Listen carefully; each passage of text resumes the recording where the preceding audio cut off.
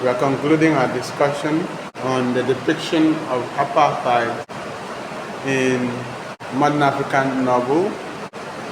In the first leg, we were looking at the depiction of apartheid in Alex Laguma's Walk in the Night. Today, we want to proceed to look at the depiction of apartheid in South Africa in Nadine Gordimer's The Late Bourgeois World. Nadine is spelled Nadine. Gordimer is spelled Gordimer. Nadine Gordimer's The Late Bourgeois World. Late is Late. Bourgeois is spelled Bourgeois. The Late Bourgeois World. The novella was published in 1966 by Penguin. Now we can actually carry out a comparative study of A Walk in the Night and The Late Bourgeois World as novels that depict apartheid experience in South Africa. This is because A Walk in the Night depicts the black experience, the experience of the blacks in South Africa, their world, their survival, their existential hardship, mostly from the perspective of black experience. On the other hand, Nadine Gordimer's The Late Bourgeois World depicts apartheid in South Africa by focusing on the world of white people. And when we look at the depiction of apartheid in these two novels, we see that we have two different worlds existing in apartheid South Africa. The world of the blacks, the world of the underdogs, the world of the oppressed, depicted in A Walk in the Night. In the Late Bourgeois World, we are exposed to the world of white people, the world of the privileged, the world of the powerful, and we tend to see things from that perspective as well. And so in studying these two novels, we tend to have a balanced experience, or maybe not balanced, maybe a complete experience, a complete picture. We tend to see the complete picture of apartheid because in A Walk in the Night we see the experience of blacks, and in the Late Bourgeois World we are exposed to the experience of white people in apartheid South Africa. So you take note of that. So what was it like to be white in apartheid South Africa? This is what this novel depicts, which gives us a picture of two different worlds in one country. So this novel has a non-chronological plot structure. It begins in the middle of things, or maybe at the end of things, and works its way to the beginning. When the novel opens, we receive a shocking piece of news. And that is that the hero of the novel, by name Max, has passed away, died through suicide. The suicide is that he drives himself into the river and is drowned.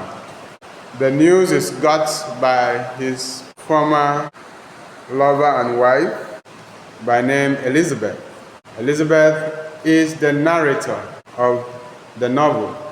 So the novel is written from the first-person narrative point of view, and Elizabeth is a narrator. She was married to Max until the marriage ended. She is now living with one Graham Mill, a lawyer. So Graham Mill is now the lover of Elizabeth, who in the novel is also known as Liz for short. Liz, L-I-Z. So it is one morning while in Mill Graham's house, or Graham Mill's house, that Liz or Elizabeth gets the telegram that reports the tragic news about Max, her former husband. Now, this is where the story begins to unfold by telling us about Max and his life from the perspective of Liz or Elizabeth, who knew him, who loved him, and who was betrayed by him. By all standards, Max is an anti-hero. An anti-hero is a hero that lacks heroic qualities. An anti-hero is a hero that lacks heroic qualities. It's a hero, but without the conventional heroic traits. So we depict Max as an anti-hero. And most modernist heroes are anti-heroes, because there's nothing in him that we may desire him. The novel exposes us to Max's background, and we get to understand apartheid South Africa through the life that Max lived. Yes, within the context of the novel, Max is an anti-hero, and we are going to unravel his life to know exactly what he did for him to become an anti-hero. Because for you to be an anti-hero, you need to be a hero first of all, and then to lose those qualities in order to become an anti-hero. Max is white. Let's take note of that. And he's not only white, he's of the upper class. He's privileged. He's wealthy. Max's father is powerful. He's a powerful businessman, a powerful politician in apartheid South Africa. Max is from the family of the colonizers. Max is from the family of the oppressors. Max is from the family of the settler colonizers who came from the Netherlands to settle in South Africa.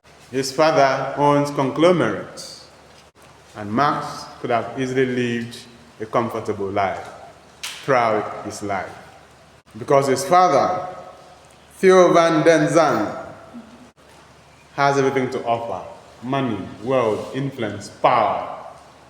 Theo van den Zand is Max's father. He is a United Party MP as Member of Parliament. He is a powerful businessman and a powerful politician. He's wealthy. His family can never lack. But Max chooses to, or Max is dead now, so we can use past tense to describe him. But Max chose to leave all of that behind, because Max has conscience. At least his conscience was pricked by the realities of apartheid in South Africa. Max chose to abandon, leave behind the comfortable life his father built for him, just so that he could identify with blacks and that struggle. And that is the point of Max's heroism in this novel. Because, I said the anti-hero has to first of all be a hero before he becomes an anti-hero. That Max has to leave behind all the wealth, all the comfort, to identify with blacks and that struggle for emancipation in apartheid South Africa is what places him as a hero before us in this novel. Against all expectations, against all family expectations, against all expectations from friends, Max became a member of a communist cell, C-E-L-L, member of a communist cell. And you need to remember the significance and the contribution of the communist ideology in the emancipation of blacks in South Africa. The contribution of the ideology, even the contribution of communist countries, the liberation of blacks in South Africa. So Max is now the opposite of everything his parents expected him to be. And then he married Elizabeth, who is beneath his class, or beneath the class of his family. Because Elizabeth, though white, is of a lower class, because she's the daughter of a shopkeeper. So you see that even white people are not saved from class differences. The idea that you're white may not save you from poverty. But at the end of the day, the only thing we might have to fight against united is the fight against class and class stratification in society. But then the parents expect that they could control Elizabeth and use her to change Mark's life and bring him back on the right path, according to them. But there's nothing poor Elizabeth can do, because Mark's life is already set. Marx lives a radical life in complete opposition to his family values. He goes to black settlements and lives there with them.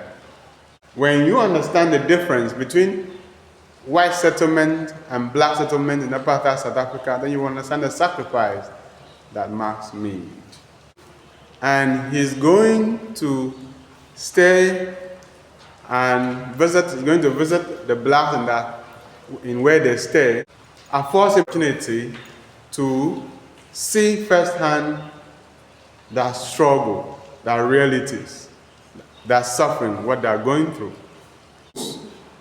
Being that he knows where white people stay and can compare, he could sense the disparity, the huge disparity in the living conditions of blacks and whites, and the injustice signified by that disparity.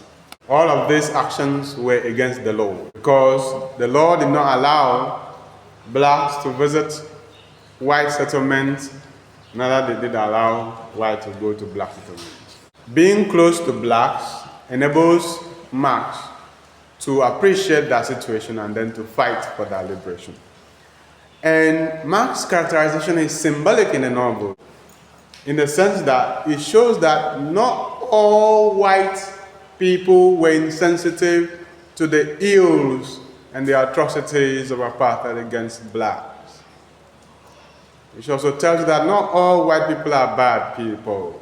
So we normally talk about what the colonial masters did and all of that. There were also white people who saw the atrocities and protested against them. And that is a factor that we must mention. So that is also seen in the lyrics of the song, "Not every black man is my brother, not every white man is the enemy." That song is also from apartheid South Africa. There were white people who supported the black cause for emancipation.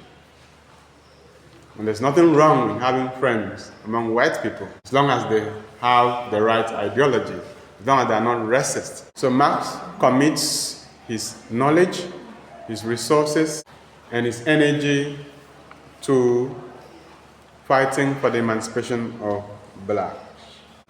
One instance of Marx's protest against apartheid South Africa is during Queenie's wedding to Alan. Queenie is Marx's sister, and Alan is the husband. It is a bit of an indiscretion or an discretionary act for the family to choose Marx to give a toast at the wedding, because Marx turns this toast into a political speech. And the speech is meant to open the eyes of white people to the ills of apartheid.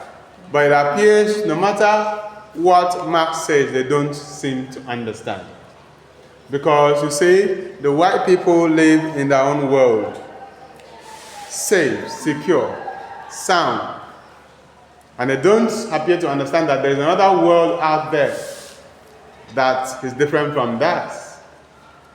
If they understand that there is a world out there, they simply believe that those people deserve to have the life they live. They don't think of it in terms of injustice. They don't think of it in terms of systemic problem created by apartheid structures and principles. They simply believe that the blacks deserve to live in indignity, poverty, and suffering because that's their lot. But Marx understands. And during his toast at Queenie's wedding, his speech is revolutionary in nature, meant to push back at apartheid ideology. One key word that stands out, one key phrase that stands out in Marx's speech is the expression moral sclerosis. Moral sclerosis. And you must need to pay attention to that word because it has this vivid imagery that captures the ills of apartheid. You see, the term is taken from medicine, but when applied to the situation in apartheid, it becomes more significant. In medicine, sclerosis is the pathological hardening of tissue, especially from overgrowth of fibrous tissue or increase in interstitial tissue. But Marx says moral sclerosis, and for him that means the hardening of the heart, the narrowing of the mind, which is the framework that you need, whether consciously or unconsciously, to sustain apartheid and any form of oppression in any society. To just close your eyes and look the other way and refuse to acknowledge the suffering of the other people because they are not like you or because you do not like them. So I will say again that sclerosis originates from medicine. It's a medical condition. And Marx is using the word to diagnose the disease, the sickness of the apartheid society. Because apartheid society is sick. As a medical condition, sclerosis is the pathological hardening of tissue, especially from overgrowth of fibrous tissue or increase in interstitial tissue. But when Marx says moral sclerosis, it means the hardening of the heart, the narrowing of the mind. And I say, this is a social ill, or this is a social sickness in apartheid South Africa, where white people refuse to acknowledge that there's a problem with how they treat black people.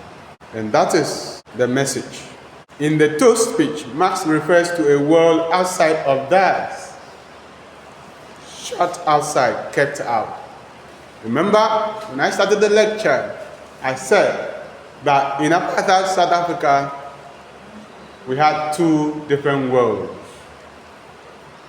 And for Marx to acknowledge the existence of this world, he has to first of all acknowledge the one that he lives in, or the one that his parents live in, which is different from the ones the black live in. Marx refers to a world outside of theirs. Shut outside, kept out.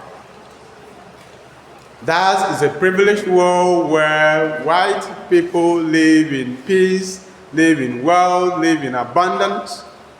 But outside of that, you also have the black world, where poverty, crime, suffering reign.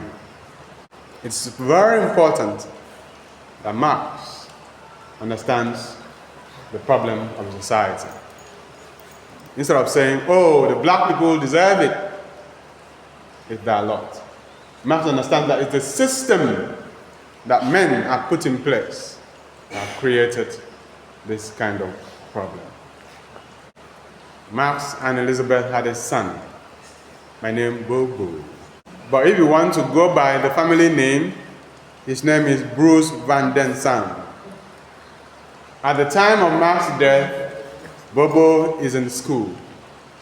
And of course, this is early in the novel, and we see how Graham, Mill, and Elizabeth are discussing how to break the news. He's the only son they had in their marriage.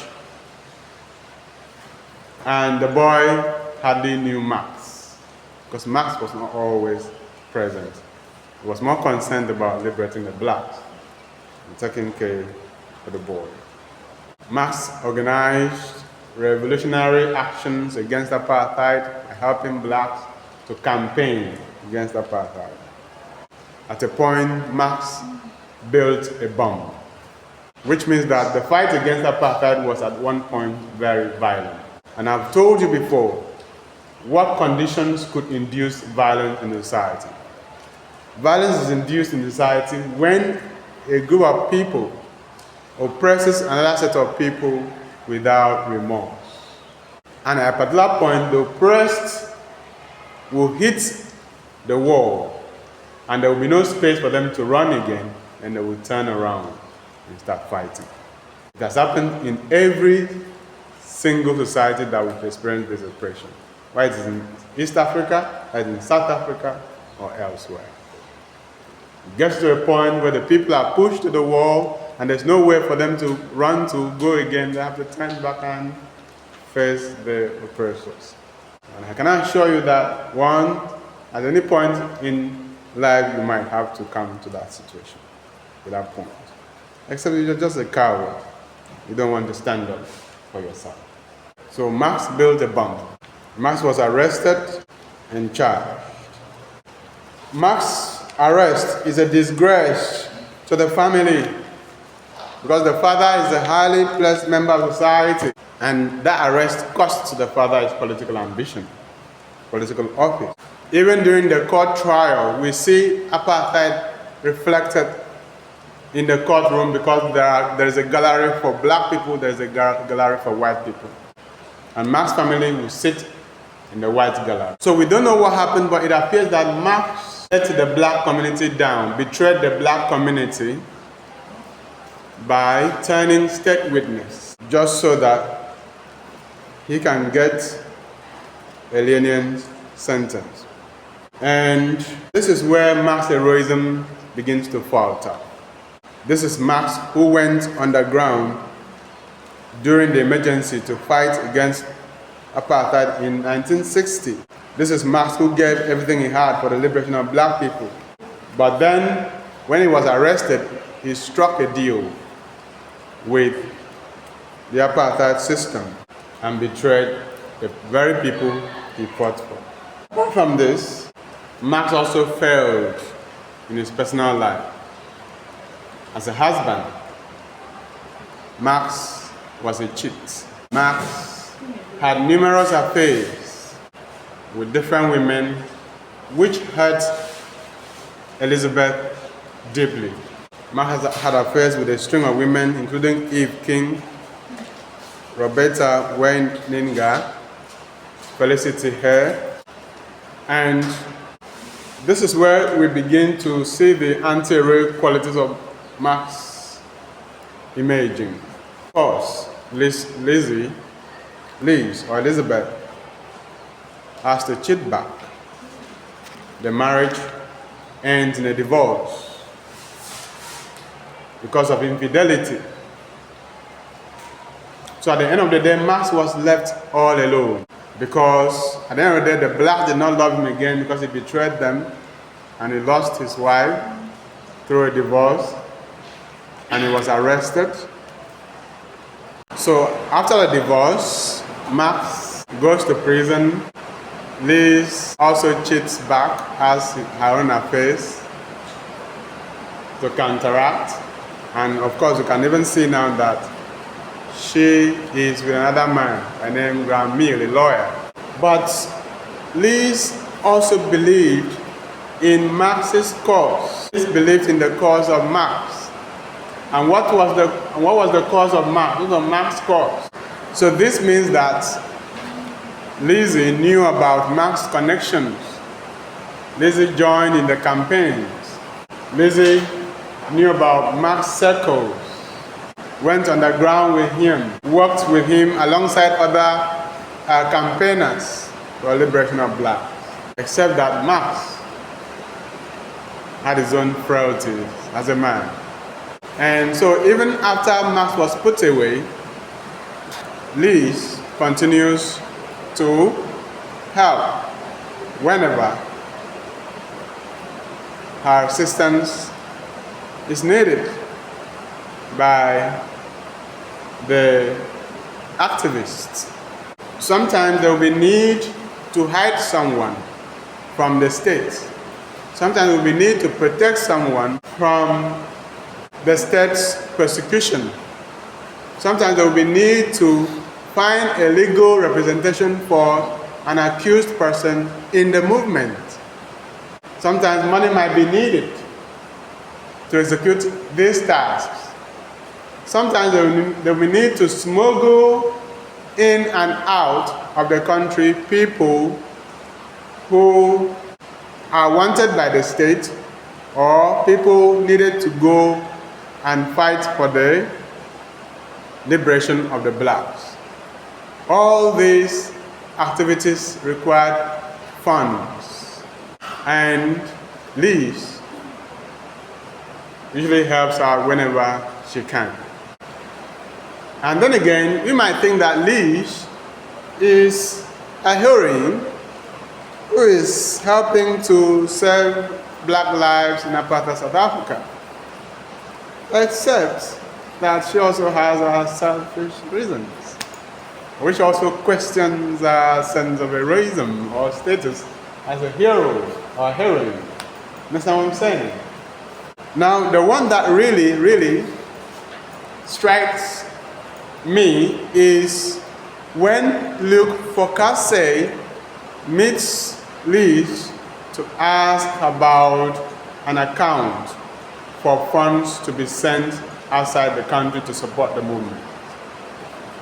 Remember the strict financial regime in South Africa. Because if you have to fight crime, then you have to follow the money. You have to be strict about money if you're going to fight crime. And since they saw the liberation of blacks as a criminal act, they are going to trace every fund that comes into the country, trace every account, especially black accounts, black people's accounts. And so if a large amount of money is coming into the country, you need to be careful how you receive the money. So that's why Luc Focasse comes to ask Lissy for help about an account to receive money from foreign donors for the Black Liberation Movement. Sorry, Liz accepts to help. She offers to help Luc Focasse, and she wants to use her grandmother's account. The woman is over 80 years, and she has amnesia, which is very symbolic in the novel, because that amnesia represents the amnesia of history, the amnesia of time and history. It's not just loss of memory of an old woman. It's because the society in which the blacks live in South Africa tend to erase them from human memory, tend to make them invisible, tend to disregard their history, disregard their origin. That Apartheid South Africa chooses to forget that the original owners of South Africa are black. That's what Liz's grandmother's amnesia symbolically represents in the novel. The woman, whenever you go to see her, she will just be looking at you. She can't remember your name, can't remember your face, and all of that. And she represents how Apartheid South Africa remembers black people. So, the woman is retired, she has a pension account, and Liz wants to use her account for the movement to receive money. After all, the woman will not know how much she has. Neither can she make use of the money. All right, so it's a perfect cover to avoid and evade the South African apartheid regime's stringent financial laws. But as I said, Elizabeth's action is not born out of altruism and selflessness in helping black emancipation. It is rather because Luke Fokase will pay her back with sex.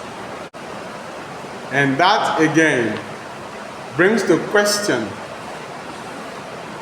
Liz's heroism. So in this novel, there are no heroes at the end of the day. Because whatever heroism we find in our characters, in our two characters, we also find frailties. But maybe perhaps this is part of human nature. Because maybe human beings are not perfect. Maybe we are good in some things and not good in some areas. And how we are to judge this depends on the context in which we see the event in the novel. And that's how we bring our class to a close today. Have a very beautiful, beautiful morning. Think of Marx, think of Liz, and try to see if you can justify what they did.